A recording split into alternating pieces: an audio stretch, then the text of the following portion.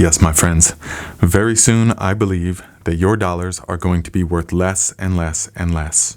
Now, I know that's a bold claim, but stick around to the end of the video and I believe you will have a much more thorough understanding of what inflation is and what economic collapse is and what it's going to look like. And the fact that we are experiencing that. Make no mistake, my friends, most people are not comprehending the enormity of what is taking place right now. They think, oh, well, I just want things to get back to normal. I just want life to be back to normal, the economy to bounce back and to be back to normal. Normal's never coming back, my friends. It's not meant to, okay? We are experiencing a total reset of everything.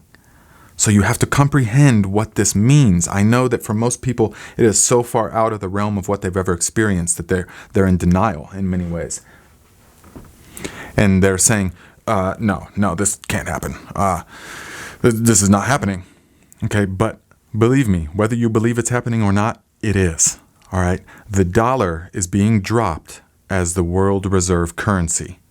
And this is going to have unbelievably big effects, especially for Americans who up until now have enjoyed unchecked, unfettered consumption and just the American dream. Basically, you can just have whatever you want. You can just consume whatever you want whenever. It doesn't matter. Just as much as you want, you can have it. Whatever you want, you can have it. That's the American dream. All right, but it's called a dream for a reason because it's an illusion. Right, so that's a separate video, but what we're experiencing now is the collapse of the dollar. Now, what does this mean, really? I'm going to tell you in the best layman terms that I know how, all right? So when two countries want to exchange things, they say, okay, I've got 1,000 pounds of soybeans, you've got steel. You want our soybeans, we want your steel. Okay. Well, we can't trade an exact 1-to-1 ratio because the values are so much different.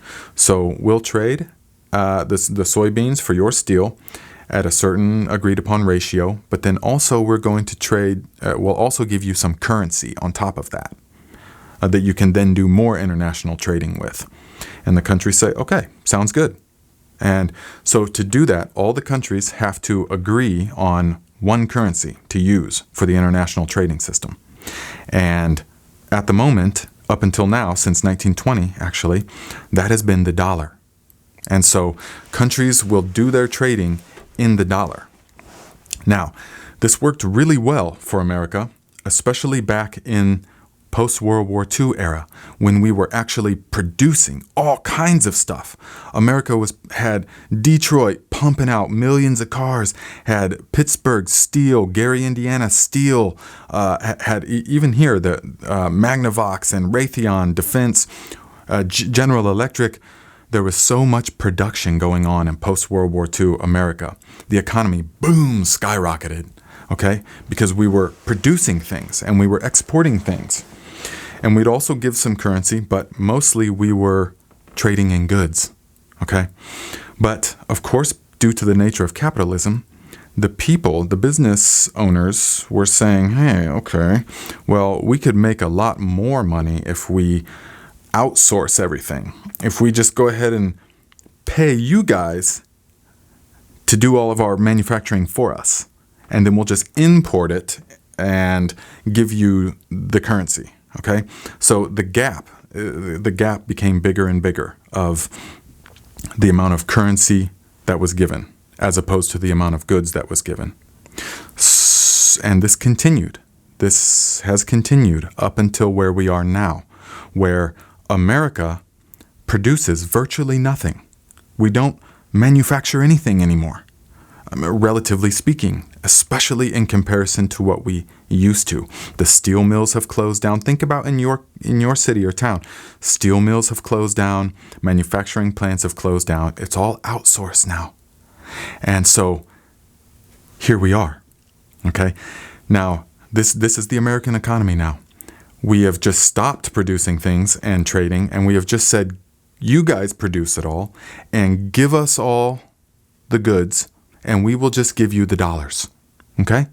And the countries will then say, okay, good, because That's the reserve, that's the international agreed upon currency. So they say, okay, good, we will take your dollars and we will store them in our central banks and then use those dollars to acquire other internationally traded things. Okay? That's essentially what world reserve currency means. Is that they will take it and say, okay, great, and we will do our trading with your dollars.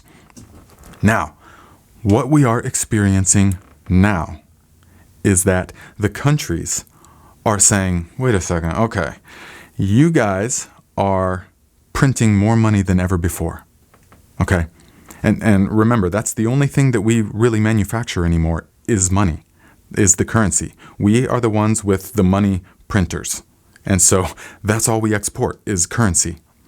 But they're looking at us and they're saying, okay, so you guys have inflated the currency by trillions and trillions of dollars within months. Okay, so we see obviously that is on the decline. This is what it looks like when an economy collapses. So they say, okay, well, now we've come to the point where the other countries say, okay, guys, actually, we don't want your dollars anymore. So we don't believe in the strength of the dollar. We don't believe in the strength of America anymore. With the spectacle that's happened in Afghanistan, of course, America can't even take care of its own. They're kind of falling from the world superpower stage, right? And we don't believe that the dollar is going to be worthwhile any longer. So we need something else. So to do trade, you have to give us something else. Now, Americans saying, what? But we got all these dollars. We got all these dollars. You don't want these dollars? And the country's saying, no, I'm sorry. They're not going to be worth anything anymore. So you have to actually give us something tangible in exchange now. And so Americans are saying, oh, shit. Well, we don't really have anything tangible. We don't produce anything anymore. So here we are. Okay, I don't know exactly what comes next. I just know that we're at this stage now. All right. And so what is this economic collapse going to look like? Well, it's not going to look like a meteor hitting and boom, it's all over and done, one big single event, and now we all have to deal with the aftermath. No, it's going to be a much more drawn out series of cascading events, which we're already witnessing. So, for one, inflation or interest rates are going to skyrocket, while at the same time, most people's access to credit is simply going to be cut off. The banks are not going to be giving out credit.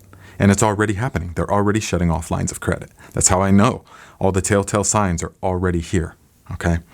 Now, also, we're going to see the price of imported goods go through the roof because these other countries are going to say, okay, look, we see that the currency, the one thing that you were good at, you had one job, America, and that is to produce the currency and to keep it stable. But you've pumped so many trillions of dollars inflated the overall supply that the price, the value of each one has plummeted. And so economic collapse is imminent. It's unavoidable at this point. You can either just keep printing money forever, which we're trying, or you have to start over completely in a whole different system. And that's where we're at, okay?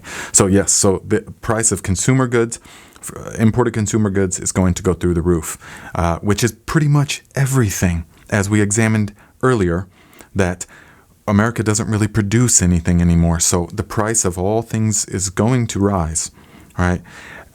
And this is going to lead us to inflation. Now, there's a lot of ideas about what inflation really is, but I have a couple of illustrations, okay? So bear with me. But I think that they really help. So imagine if every day all of us had to go to an auction and we all had to bid for the goods and services that we wanted. Now, in coming to the agreement of what everything costs, of what a person's willing to pay based on how much purchasing power they have, how much money they have, that is pure supply and demand. That's how the price is hammered out.